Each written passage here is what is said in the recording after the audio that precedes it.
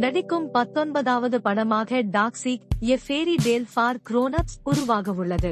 இந்த படத்துக்கு முன் யாஷ் நடித்த KGF சீரிஸ் படங்கள் பான் இந்தியா அளவில் ஹிட் ஆனது. KGF 2ஆம் பாகம் கடந்த 2022 வெளியானது.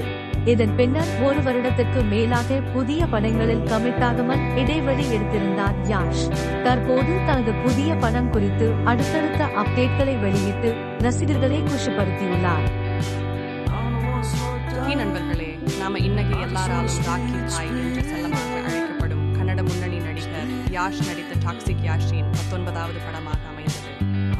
நடிகர் Yash KGF, chapter 1 KGF, chapter 2 ஆகிய படங்களின் மூலம் உலகத்தை திரும்பி பார்க்க வைத்தார்.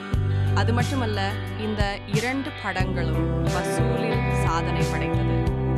டாக்ஸிக் திரைப்படம் பற்றி பார்க்கலாம். யாஷ் இத்திரைப்படத்தில் 1950 முதல் 1970 வரை காலகட்டங்களில் நடக்கும் கதையாக அமைந்துள்ளது. யாஷ் இப்படத்தில் போதைப் பொருளுக்கு எதிராக பின்னணியில் ஆக்ஷன் த்ரில்லர் படமாக அமைந்துள்ளது. யாஷ் ஸ்டைல் ஸ்டாராக நடித்து இருக்கிறார். இத்திரைப்படம் ஏப்ரல் 2025 வெளியிட படக்குழு திட்டமிட்டுள்ளது. இதுவும் பான் இந்தியா படமாக வெளிவருகிறது. எனவே அவரது ரசிகர்கள் உற்சாகத்தில்